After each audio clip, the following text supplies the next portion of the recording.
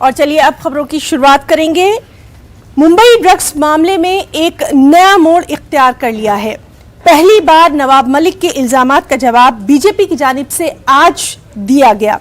BJP के leader मोहित भारतीय उर्फ मोहित कंबोज ने क्रूज ड्रग्स मामले को एक नया मोड़ देते हुए कहा कि ड्रग्स के इस पूरे मामले के पीछे एनसीपी लीडर सुनील पाटिल का हाथ है। उन्होंने इस पूरे मामले को सोची समझी साजिश करार दिया। जो राष्ट्रीय कांग्रेस पार्टी, राष्ट्रवादी कांग्रेस पार्टी के सदस्य हैं, मेंबर हैं, उनसे जुड़े हुए हैं और काफ़ी क्लोज के रिश्ते हैं। उन्होंने सैम डिसूजा को 1 तारीख को व्हाट्सएप किया। सुनील पाटिल जो राष्ट्रीयवादी कांग्रेस पार्टी के फाउंडर मेंबर्स के ज़माने से है, काफ़ी होम मिनिस्टरों के साथ जुड़े हुए हैं। ईडी की इंक्वायरी में, अनिल देशमुख जी की इंक्वायरी में उनका नाम है। ऋषिकेश देशमुख के जिगरी दोस्त है। महाराष्ट्र के काफ़ी कैबिनेट मिनिस्टर के दोस्त हैं।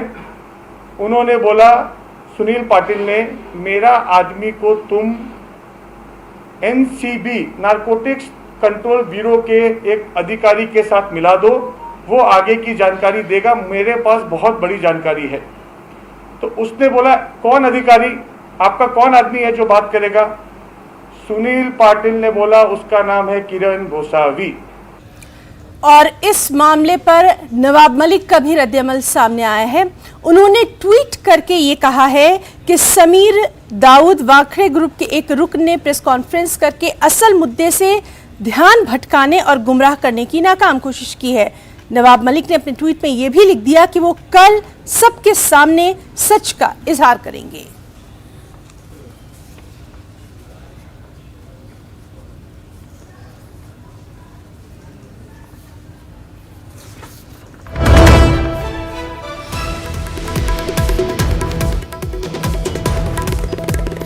इस वक्त की अहम खबर, क्रूज ड्रग्स मामले की जांच के लिए मुंबई पहुंचे हैं संजय सिंह। ड्रग्स केस से जुड़े 6 मामलों की जांच करेंगे।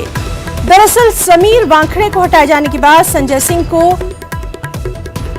जांच दी गई है। जरूरत पड़ने पर समीर वानखेड़े संजय सिंह के साथ ताउन भी करेंगे। 1996 बैच के उड़ीसा कैडर के आईपीएस ऑफिसर हैं Sanjay Singh.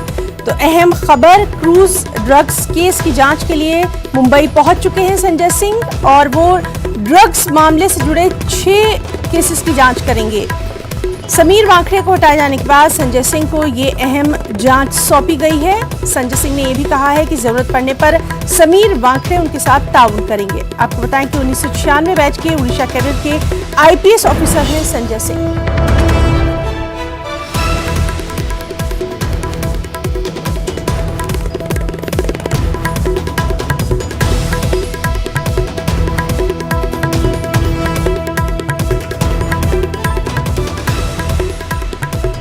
Taken over a group of 6 cases.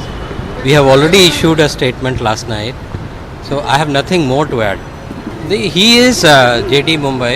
He definitely हम लोग उनका पूरे जोन का असिस्टेंस लेंगे। सर, पर अभी तक जो जांच हुई है उसका फिर से एक बार री इनपुट आपकी तरफ से? As of now, we have to first take over the case. और चलिए इस पूरे मामले पर मजीद जानकारी हासिल करेंगे। मुंबई से हमारे साथी अमित राय मौजूद हैं। अमित, आपसे जानना चाहेंगे, लगातार हर दिन एक नया मोड़ इस अहम मामले पर आ रहा है, ताज़ा जानकारी आपसे चाहेंगे। देखिए, संजय सिंह और उनकी टीम जो है वो पहुंच चुकी है मुंबई और कुछ ही देर में जो है एनसीबी कार्यालय वो पहुंचेंगे। चूंकि 6 केस जो ट्रांसफर हुए वो है Aryan Khan case, Sameer Khan case, Armaan Kohli case और अन्य 3 केस जो नाइजीरियन आरोपियों जुड़े हैं उसमें मुमरा एमडी ड्रग केस है और जोगेश्वरी 1 किलो चरस केस पकड़ा गया था और डोंगरी एमडी केस।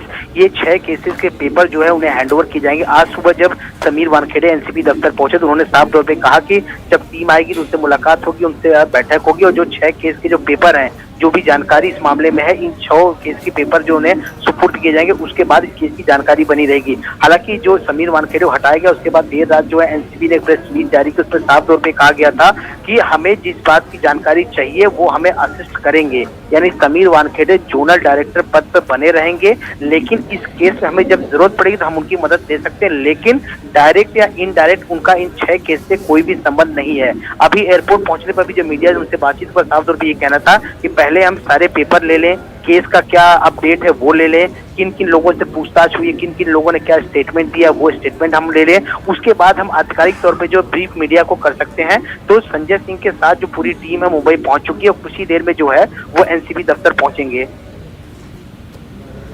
जी अमित, तो बहुत बहुत शुक्रिया अदा करना चाहेंगे आपका तमाम तर तफसीलात के लिए। इस अहम मामले पर लगातार नजर बनी हुई है। तो नाज़रीन, जिस तरह से हमारे साथी ने बताया, क्रूज ड्रग्स मामले की जांच के लिए मुंबई पहुंच चुके हैं संजय सिंह। ड्रग्स केस से जुड़े 6 मामलों की वो जांच करेंगे और आपको बताएं कि समीर वानखेड़े को हटाए जाने के बाद संजय सिंह के सुपुर्द ये जांच की गई है। संजय सिंह ने यह भी कहा है कि जरूरत पड़ने पर समीर वानखेड़े ताउन करेंगे।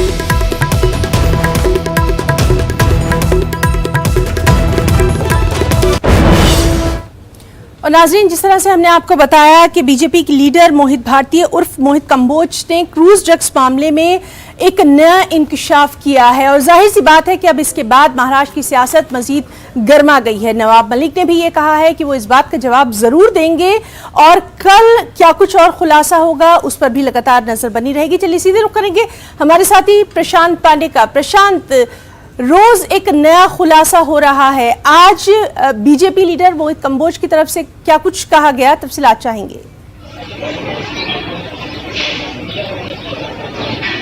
जी बिल्कुल, देखिए जो बातें पहले एनसीपी की तरफ से कही जाती थी वही अब मोहित कंबोज ने उल्टा पलटा डाल दिया है। मोहित कंबोज ने प्रेस कॉन्फ्रेंस लेते हुए साफ तौर पर कहा कि सुनील पाटिल करके जो व्यक्ति है वो इसका मास्टरमाइंड है और उसी का जो है साथी जो है वो किरण गोसावी था, जिसने सैम डिसूजा से मिल करके वीवी सिंह नामक जो एनसीबी के अधिकारी हैं उनसे मीटिंग कराई और इस पूरे ऑपरेशन को जो है अंजाम दिया गया। और मोहित कंबोज का साफ तौर पर कहना है कि धूले से आते हैं सुनील पाटिल और ये एनसीपी के काफ़ी करीबी माने जाते हैं, वहाँ के सदस्य भी हैं और अनिल देशमुख जो उनके बेटे हैं ऋतिकेश देशमुख, उनके साथी बताए मोहित कंबोज ने बताया, उन्हें ये दावा किया है और ये कहा है कि ये सारा खेल जो है एनसीपी के इशारों पर हुआ है। नारकोटिक्स कंट्रोल ब्यूरो ने जो रेड की है वो पूरी तरह से प्री प्लान था और इसके पीछे जो है एनसीपी कहीं ना कहीं है। यानी कुल मिलाकर देखा जाए, नवाब मलिक ने शुरुआती दौर में जिस तरह से किरण गोसावी को बताया था कि वो बीजेपी के लिए काम करते हैं, वही खेल जो है बीजेपी ने खेला है और उन्होंने साफ तौर पर यह आरोप लगाया है कि सारे जो किरदार इस पूरे खेल के हैं वो एनसीपी के हैं। यानी कुल मिलाकर देखा जाए तो अब राजनीति इस मामले पर गर्मा चुकी है। अब देखना होगा कि ऐसे में नवाब मलिक जो जिन्होंने ट्वीट किया है उन्होंने कहा है कि इसका जवाब वो कल खुद देंगे, कल खुद एक प्रेस कॉन्फ्रेंस करेंगे। देखना होगा क्या कुछ अहम खुलासा वो करते हैं कल। जी प्रशांत, तो लगातार इस बेहद अहम मामले पर नजर बनी हुई है। बहुत बहुत शुक्रिया आपका तमाम तर तफसीलात के लिए। और नाज़रीन, चलिए आपको सीधे लिए चलते हैं। उत्तर प्रदेश के वज़ीर आला योगी आदित्यनाथ खिताब कर रहे हैं। दौरा करने के बाद राहत कार्यों को आगे बढ़ाने का कार्य किया था और भाइयों बहनों, चाहे वह बाढ़ से या अतिवृष्टि से जिस भी अन्नदाता किसान को या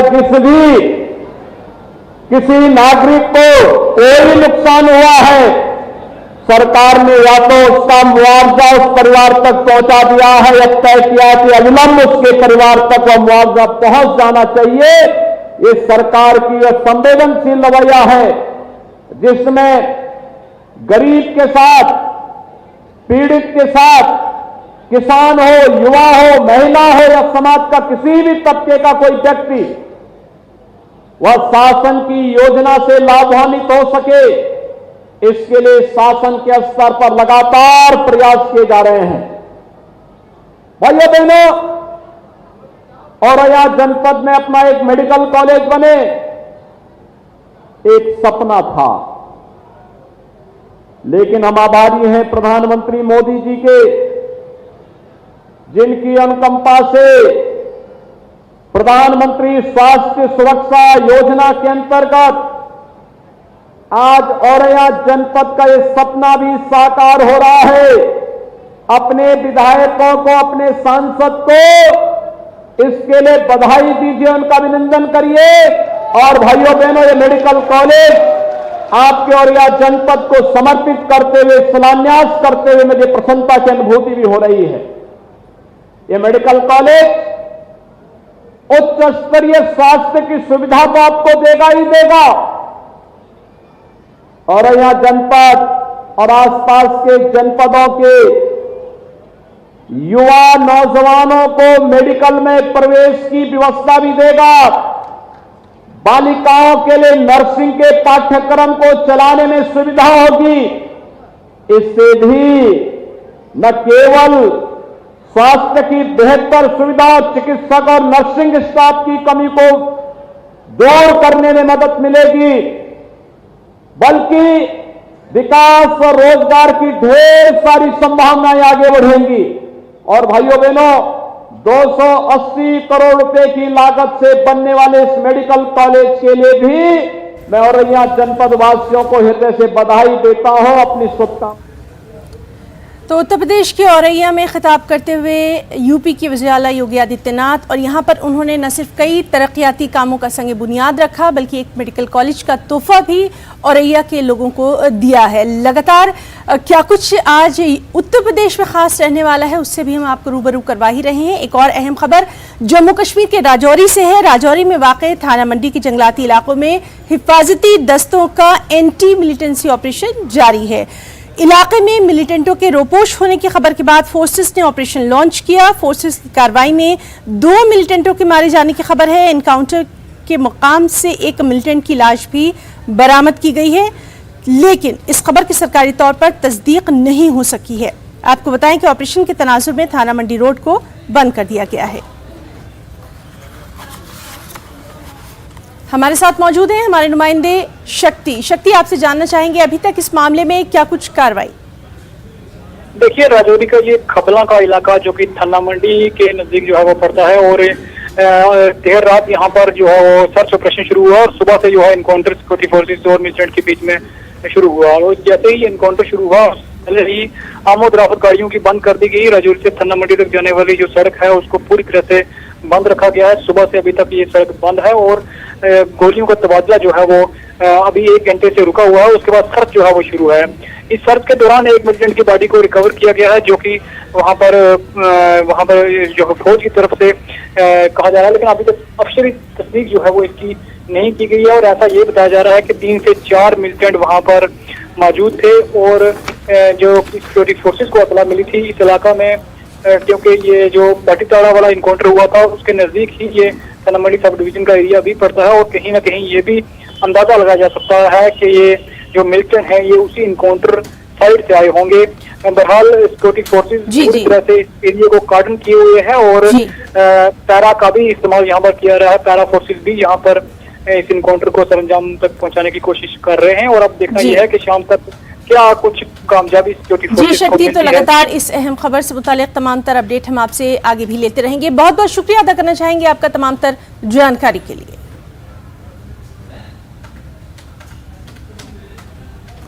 और आइए नजर डालते हैं T20 आलमी कप में खेले गए कल के नताइज पर।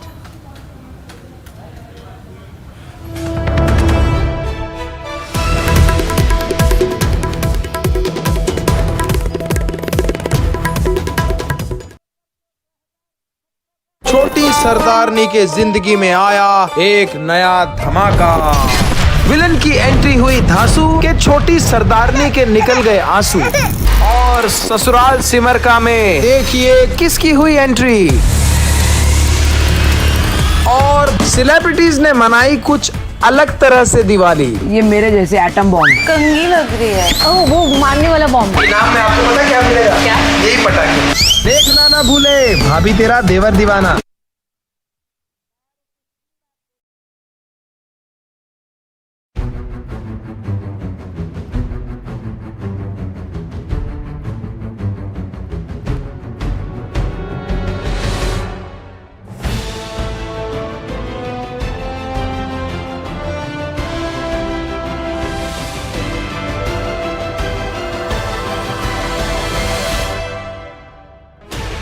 16 channels, 15 languages, 26 states, 1200 plus reporters, 66.9 crore viewers. India's largest news network, News 18 Network.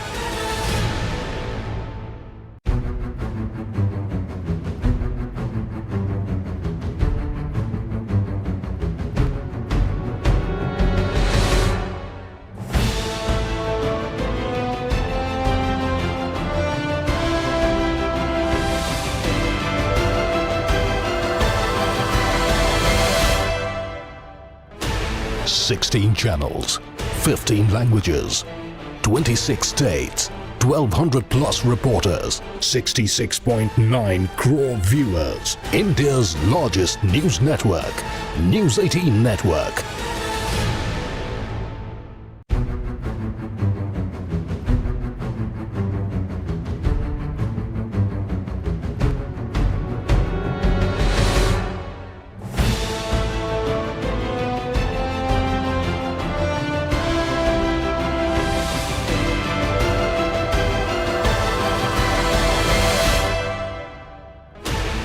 Sixteen channels, 15 languages, 26 states, 1200 plus reporters, 66.9 crore viewers. India's largest news network, News 18 Network.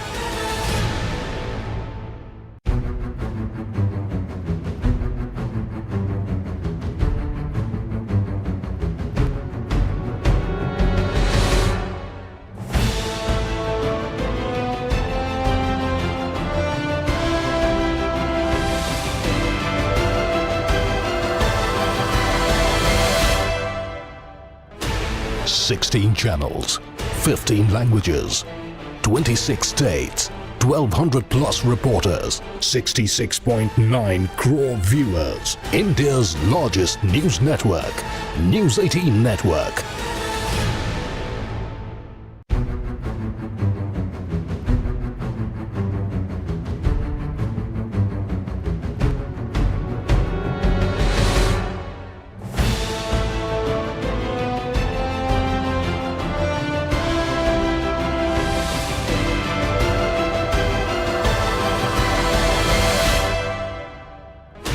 Sixteen channels, 15 languages, 26 states, 1200 plus reporters, 66.9 crore viewers. India's largest news network, News 18 Network.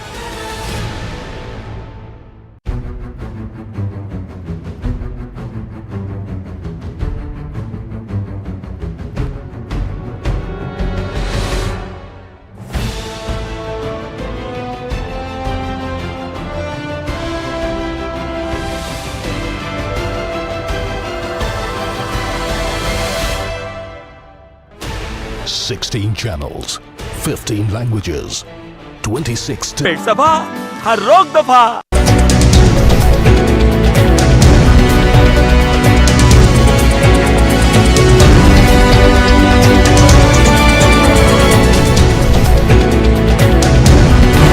इस news headlines के प्रायोजक पेट सफा आयुर्वेदिक जून। पेट सफा हर रोक दफा।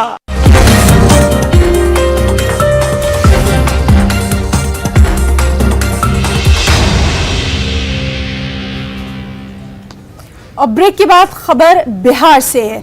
जी हां, बिहार में जहरीली शराब ने कहर बर्पा कर दिया है।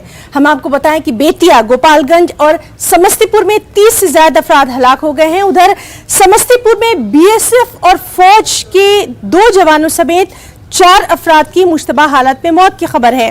एसपी मानवजीत सिंह ढिल्लों ने शराब पीने से मौत का खदशा जाहिर किया है। बिहार में जहरीली शराब से हुई हलाकतों पर रियासती वजीर शाहनवाज हुसैन ने अफसोस का इजहार किया, साथ ही यकीन दहानी भी कराई कि कसूरवारों को बख्शा नहीं जाएगा।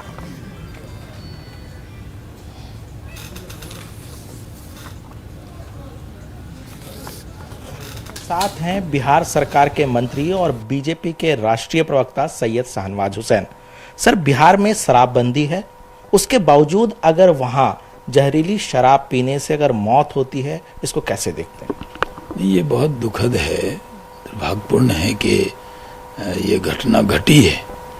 और माननीय मुख्यमंत्री जी ने, नीतीश कुमार जी ने बहुत सख्ती से इसका संज्ञान लिया है। जो दोषी हैं उस पर कार्रवाई हुई है और जो लोग भी इसमें शामिल होंगे वो बख्शे नहीं जाएंगे। हम लोग शराबबंदी को सख्ती से लागू किए हुए हैं, लेकिन फिर भी ये घटना हुई है तो इस पर सख्त कार्रवाई की जाएगी। और ये छठ त्यौहार के बाद शराब जो माफिया हैं, जो इस तरह की जो भी हरकत करेगा उसके खिलाफ और तेज कार्रवाई की जाएगी। क्या कोई आपको लगता है, क्योंकि इस तरह की अगर घटनाएं घटी है तो कुछ कमी रही है राज्य प्रशासन से या स्थानीय प्रशासन से? नहीं, जो पुलिस के अधिकारी हैं जिनके थाने में ये मामला हुआ उस पर सख्ती की गई हो, उसको सस्पेंड किया गया है और आइंदा ये घटना न हो इसके लिए जितनी भी सख्ती की जाएगी बिहार सरकार कोई कसर नहीं छोड़ेगी। लेकिन नाज़रीन, कामयाबी की कोई कहानी एक दिन में मुकम्मल नहीं होती, लेकिन अगर ईमानदारी, लगन और सच्ची जद्दोजहद हो तो कामयाबी की कहानी एक दिन जरूर मुकम्मल होती है। मुल्क में दूध के फील्ड में इनकलाब लाने वाले अमूल का सफर गुजरात के सिर्फ 2 गांव से शुरू हुआ था। 75 साल का हो चुका अमूल भी पूरे मुल्क के साथ आजादी के अमृत महोत्सव की खुशियां मना रहा है। आइए आपको अमूल की कामयाबी के सुनहरी तारीख से मुतारिफ कराते हैं। –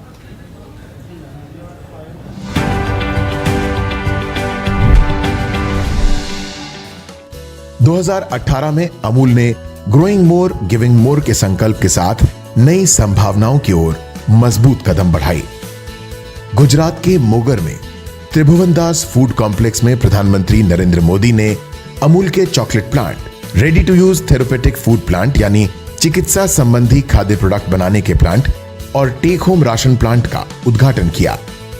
इस तरह अमूल का कारवां अब लगातार बढ़ता जा रहा है।